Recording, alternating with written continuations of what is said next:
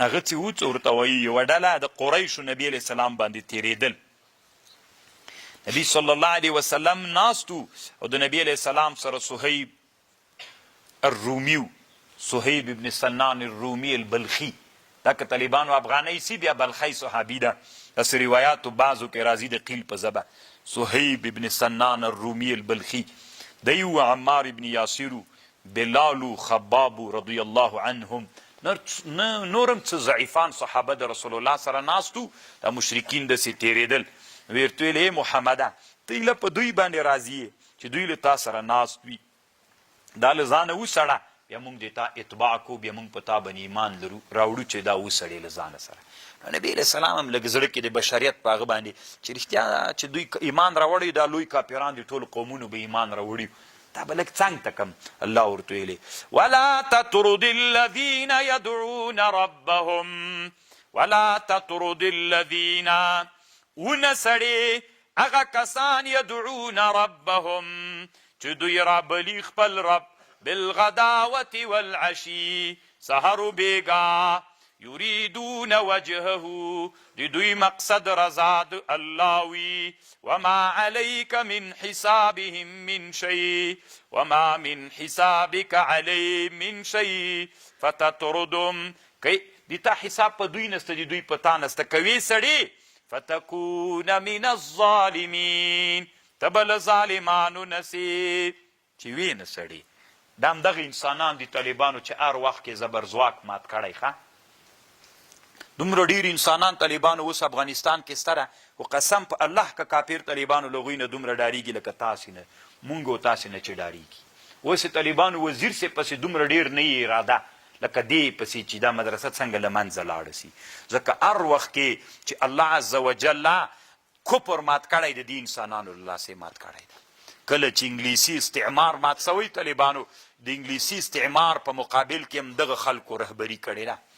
د روسانو په وخت کې هم طالبانو دغه انسانانو له دغه مرکز نه د هغې په ضد د جهاد هغه سوي او دغه د امریکایانو په ضد اشغال هم دغه انسانانو چې دا دوی ویلې چې دا له ځان نه لرې که، ځکه دا هغه سرتیري خلک دي چې دا نه یي که نه خو بیا خو دوی کېناستلی سي او دا چې موجود وي بیا انشاءالله کفر هېڅ هم نسي کولی.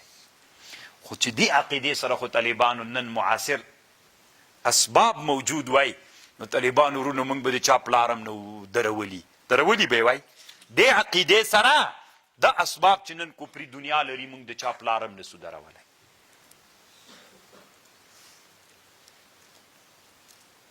او دې باندې کاپیران هم پوی دي، سل په سلو کې په دې باندې پوی دي چې دا انسانان باید وکذلک فتنا بعضهم ببعض همداسې مونږ امتحان کړي دي بعضې په بعضو لیقولو چې ووایي دوی مونږ همداسې امتحان کړي بعضې غنیان کاپیران ببعضن په غریبو مسلمانانو لیقولو چې ووایي اهؤلاء من الله علیه ایا داغه کسان دي چې الله پی احسان کړی من بیننا الیس الله باعلم من الشاکرین ایا نه د الله له شاکرینو نه ولی الله شاکر نه ده.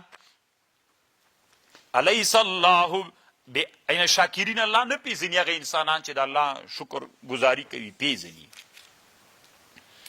وَإِذْ جَاءَكَ الَّذِينَ یادک هغه وقت چې راغلل تا ته الذین هغه کسان یؤمنون بآیاتنا فقل ورته وایه سلام علیکم سلام دی په تاسې کتب ربکم علی نفسه الرحمه انه من عمل منکم سوءا بجهاله ثم تاب من بعده وأصلح فإنه غفور رحيم وكذلك نفصل الآيات هم دس دائمی من آیتون دا قرآن بیانو ولتستبین سبیل المجرمین او دا دی پارا چلار واضح سی لار دا مجرمینو قل ارتوایا انی نهیتو زمن عکرل سویم ان اعبد الذین چې زه عبادت وکم د بوتانو چې تاسې ما ورته رابلئ بغیر د الله نه.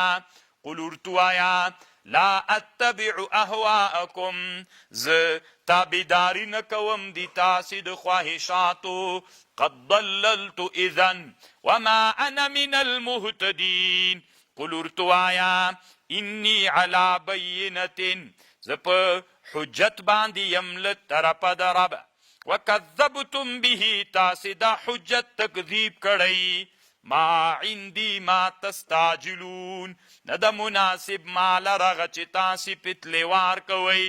ان الحكم الا لله يقص الحق وهو خير الفاصلين.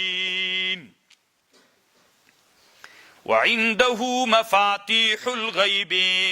قل ورته وایه لو ان عندي ما تستعجلون به، کله ما سره وی هغه چې تاسې پتلوار کوئ. لقضي الامر بيني وبينكم والله اعلم بالظالمين. وعنده مفاتيح الغيب، الله سره کلیان د غیب دي. لا يعلمها الا هو، علم نلري په دې مگر یو الله.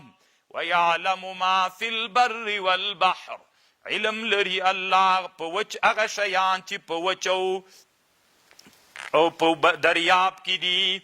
وما تسقط من ورقه، او هغه چې راغورځېږي له پاڼو نه، نه راغورځېږي له پاڼو نه، الا یعلمها، مگر الله پې علم لري. ولا حبة في ظلمات الأرض ولا رطب ولا يابس إلا في كتاب مبين.